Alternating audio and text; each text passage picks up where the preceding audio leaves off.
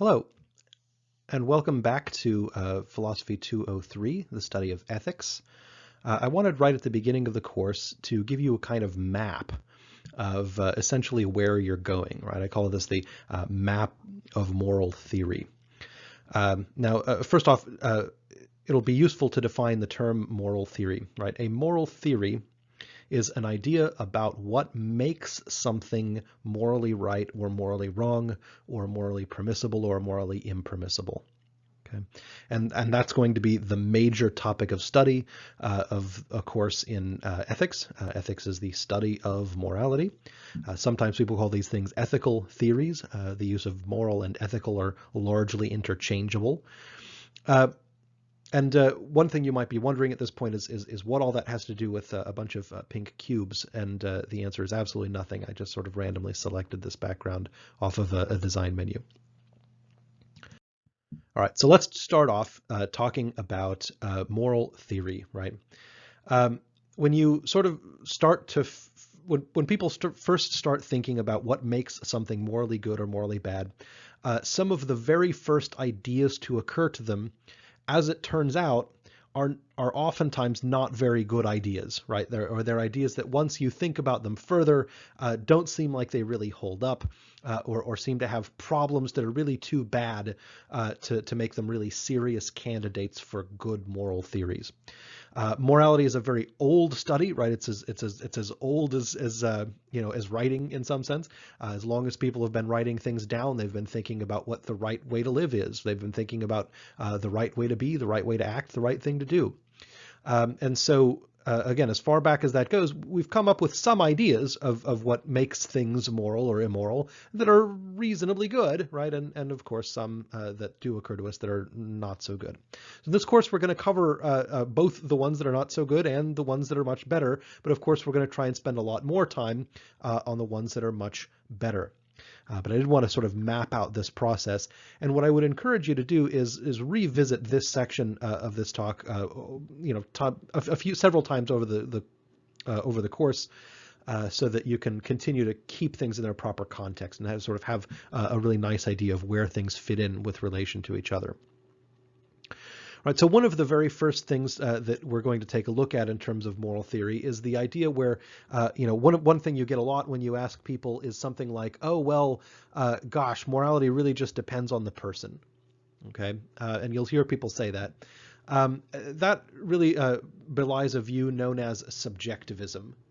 Okay, subjectivism is the view that morality is just what each individual person thinks it is, right? Or in other words, that morality just depends on the person, depends on the subject here. And that's one way of looking at morality. Many people believe that they look at morality that way, but when you think about it for a little bit longer, there are some really tremendous problems with that view. And so we'll be taking a look at some of those problems.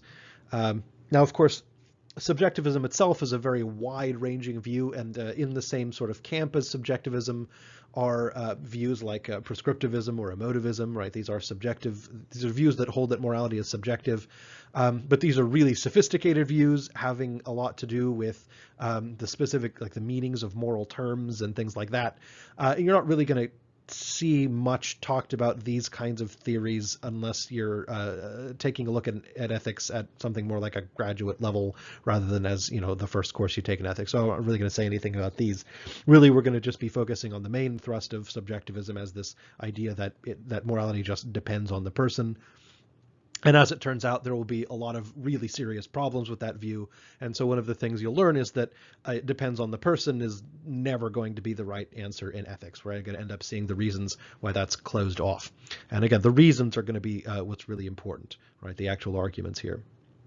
So one of the other ideas, if that one's not going to work very well for us, that occur to people is that perhaps morality has something more to do with, time or place or your society or something like that.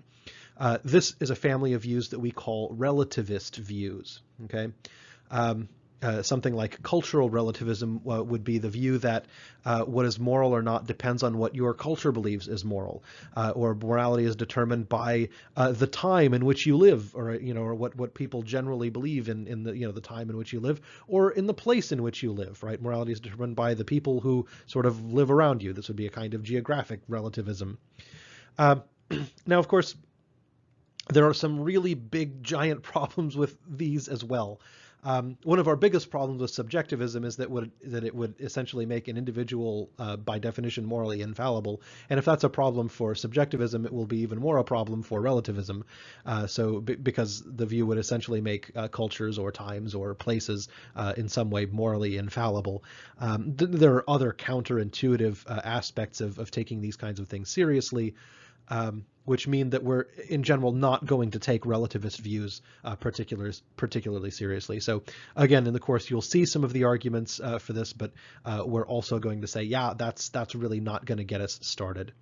So those are some very common ideas that occur to people about morality, but that we have very good reasons not to take seriously. And so you're going to want to know what those reasons are so that you don't then take them seriously and make a kind of mistake.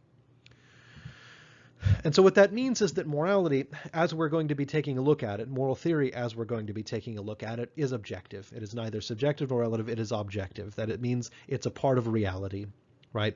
That what is moral or what is not moral is going to apply to people regardless of what they think is moral or immoral, and regardless about how they feel about what is moral or immoral, right? That's there's some, again, we'll be taking a look at some arguments for that particular point of view, and they're fairly good.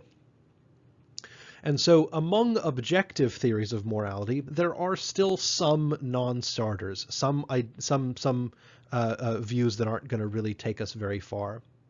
One of these is a family of essentially appeals to authority, to moral authority.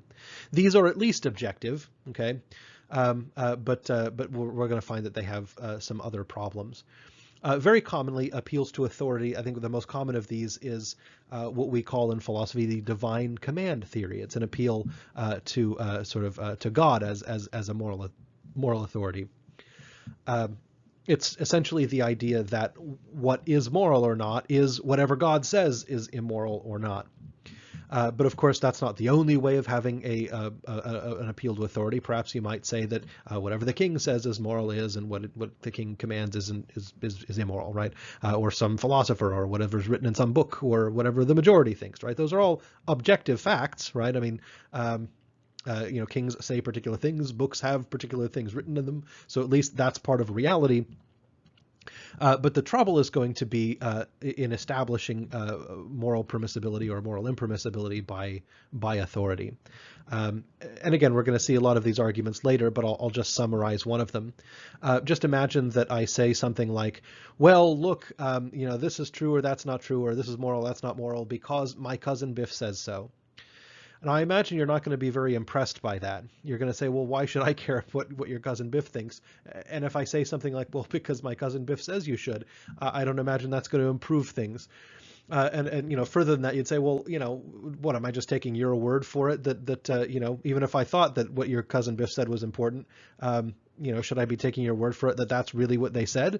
And he'd say, well, yes, right, because I said so, or something, or because my cousin Biff said that I said so, or whatever. Again, this is if your argument is some variation of because X said so, I think you'll regard that particular tactic as not being very persuasive. And so again, for those kinds of reasons, and for reasons having to do with what's called the Euthyphro dilemma, which is going to be tremendously important when you get there, we're going to be sort of abandoning ideas about authority determining morality. The way the Euthyphro dilemma works, it's important enough that we may as well repeat it several times even before you get there, is that it says that in general, if morality is just whatever's being commanded by this individual, well, then morality itself is just arbitrary. There's no real thing as morality. There's just these commands and whoever gets to say them. And that's not very plausible. But on the other hand, if the reason that God or the king or some philosopher said something was moral because there was some reasons for them to think it was immoral or moral or however, well, then it's those reasons that we should be looking at, and not who is saying the reasons, whether that be God, the king, or some book, or the majority. Okay, and so that's essentially the Euthyphro dilemma, and it tends to debase any of these ideas about authority. So even though these views are objective, they're still not that good. And so if we continue our quest for a good moral theory, for an objective moral theory, we start to realize that there's a couple of different ways to ask questions, the central question of morality. Perhaps the right question is, what is the right thing to do, right? What are the right actions to take? But perhaps the right question is instead, what is the right kind of person to be, or what is the right kind of life to live, right? Now, those two questions might not sound a lot different, but they really are. And regarding each of those as the major question of ethics leads you into some very, very different places. So, for example, if we're answering the question of how to be, or what was the best form of life for a person, that leads us into an area called virtue ethics, right, which is a lot about how to be. And there are a lot of different kinds of virtue ethics. Confucius in the Eastern tradition has a system of virtue ethics. In the Western tradition, Aristotle has a system of virtue ethics. And a lot of modern thinkers are applying and using some of these systems of virtue ethics. That is going to be one of the things we'll end up taking a look at later in the course. And again, there are many, many varieties and sub-varieties of virtue ethics. And we'll be seeing some of the benefits of and some of the drawbacks of these kinds of views. Believe it or not, the virtue ethics approach is actually the most ancient way that people have tended to think about morality, not so much in terms of actions, but more in terms of character. It's one possible answer if we think that how to be is the major question of ethics and not so much what to do. But if we think that what to do is a major question, as we have tended to in the modern world, we're going to divide up our ideas, our moral theories, our objective moral theories, into consequentialist views and non-consequentialist views. That's the biggest divide between moral theories that we're going to end up taking seriously that there is. And in fact, if you remember the trolley problem, you've already seen a kind of divide, a kind of conflict between these two views. The kind of greatest good principle, right? This is something like we mean by consequentialism, and a kind of rights-based principle. This would be a kind of non-consequentialist approach. So among consequentialist approaches, there are a lot of different varieties. There's a lot of ways to be a consequentialist. A consequentialist only says that what matters to morality is, to the morality of an action, is what happens when you do it. That is, the consequences of that action. So it's the consequences of actions that make them right or wrong. That's what a consequentialist says. There are lots and lots of different kinds of consequentialism. We're going to be taking a look at a couple of those. One of which is egoism, which is the view that that what matters is whether an action is good for the person who is doing the action or not. If the action is good for that person, then they ought to do it, and if it is not good for that person, then they ought not to do it. And egoism is the view that that's all there is to morality, is doing whatever is good for you, right? Whatever has the best consequences for you. Okay. Now, we're ultimately going to have some pretty good reasons to reject that view, chief among them that people seem to have at least some duties toward other people, right? That it seems implausible in a lot of different ways to think that our only moral duties are to ourselves. Surely we do have some moral duties to ourselves, but it seems implausible that that should be the whole of morality. And so we're going to spend a lot more time taking a look at a view of a very influential view in ethics known as utilitarianism, which is the idea that the particular kind of consequences that matter are pleasures and pains. And of course, there are many, many different varieties and sub-varieties of utilitarianism, including act utilitarianism, rule utilitarianism, quantitative utilitarianism, qualitative utilitarianism. And we're going to be talking about some of these sub-varieties, but not in so much detail. Mostly we'll be focusing on what's known as classical utilitarianism. It's the most sort of mainstream representative of that view, right? In addition to consequentialist views of morality, there are also what we would call non-consequentialist views of morality. These are views of morality that say that what makes an act right or wrong is not what happens when you do it. It's something about the action itself that makes it right or wrong, right? Or perhaps something about the intent taken in taking the action that makes the act right or wrong. And these are also divided, non-consequentialist theories of morality are in this course divided up between monist and pluralist approaches. Now, I should say that there are monist and pluralist ways to be a consequentialist as well, but for the most part, we won't really be focusing on that. So just for the sake of putting it in here, utilitarianism and egoism are also monist forms of moral thought, but we're mostly looking at this distinction as it applies to non-consequentialist moral theories. Monist moral theories are moral theories that look at one single principle, that derive all of morality on one single principle. They say there's one thing you can look at, or one sort of test you can run that's going to determine the morality of any given action, right? Or one principle that determines whether any given act is going to be moral or immoral. A pluralist is going to say, well, there's more than one thing that are more than one factor that are all acting at the same time. The most famous of all monist non-consequentialists is the figure, by far, a figure called Immanuel Kant. We're going to spend a couple of weeks taking a look at Kant's moral theory. It's about the same amount of time we will spend taking a look at utilitarian moral theory. Again, there are lots of different ways of being a monist non-consequentialist, but Kant is by far the most famous and really mainstream. Okay. Among pluralist theories of morality, there are many different kinds. We'll take a look at primarily the theorizing of W.D. Ross. Again, probably the most famous, most mainstream non-consequentialist pluralist. He's a non-consequentialist because he thinks that the consequences are not all that matter to morality. But he's a pluralist because he thinks there's more than one moral principle that are all in play when determining whether something is right or wrong.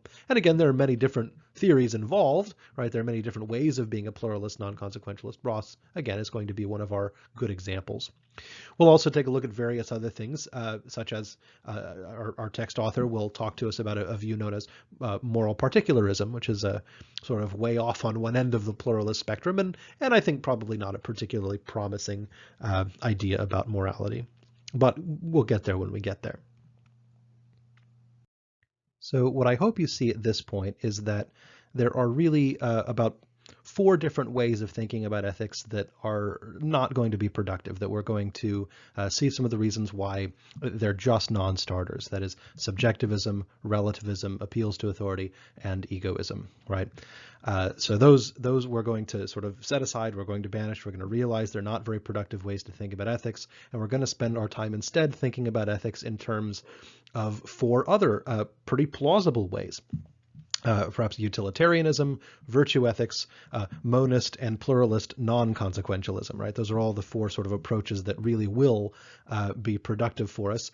But of course, none of them are perfect, right? They all have challenges, they all have difficulties, but they all have something in them that really makes them make a lot of sense and resist some of the problems that have led us to dismiss theories like, say, subjectivism or relativism. And so if you end up having questions about where things fit in here, or what's related to what, or how, or if this makes you curious, that's a very good thing.